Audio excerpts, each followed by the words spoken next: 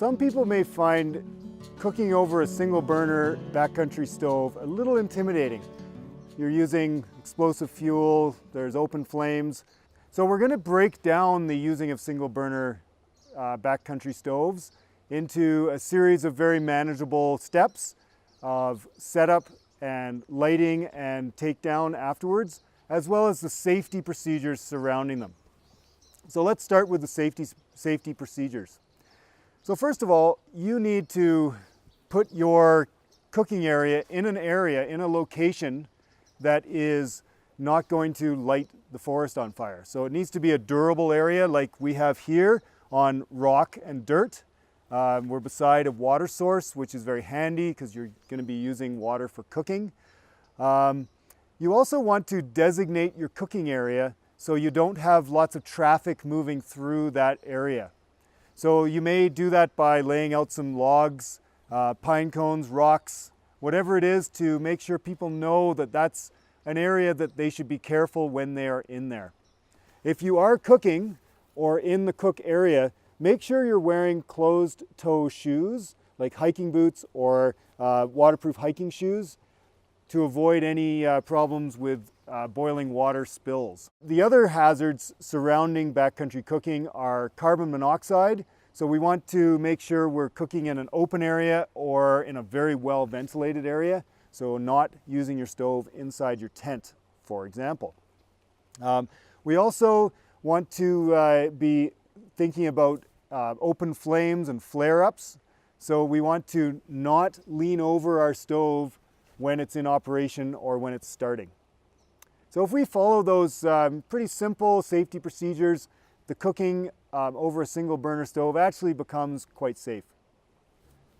So in front of me here we have 3 different types of stoves, 2 of them which are available to you in the equipment room gear stash. We have an MSR Dragonfly and an MSR Whisperlight. Both of these stoves use white gas. The Dragonfly can also be used with kerosene, which I would not recommend you doing because it burns quite dirty, and if you have white gas, use it. The Dragonfly has a simmering mechanism on the side which makes it better for use with intricate backcountry cookery.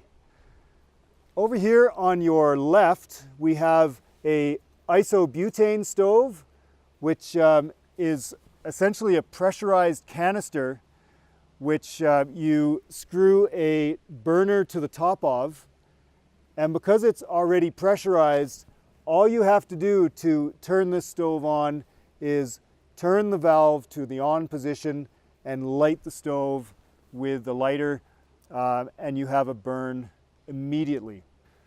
The positive sides of these isobutane stoves is that they are very, very simple.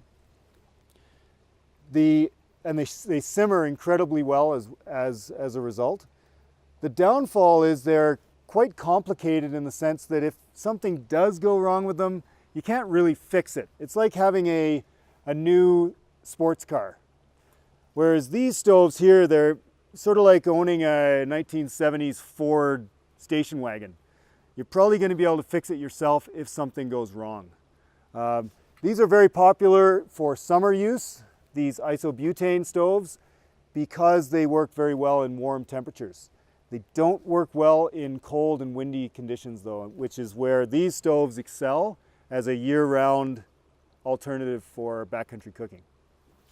If you experience problems with your flame not burning very brightly, it could potentially be the pressure in your bottle, or it could be a clogged fuel jet. And the fuel jet is right in here, and it's a very small hole, basically. Luckily, these whisper lights are equipped with a shaker jet, which is a small needle that's actually inside the stove. If you give the stove a shake, you can even do it upside down, that in itself might clear that clogged fuel line. If you have access to a repair kit, it would have this little needle tool in it. And with this small jet cleaning tool with the small needle on the end, you can actually go into this hole and go into the jet and clean it out manually.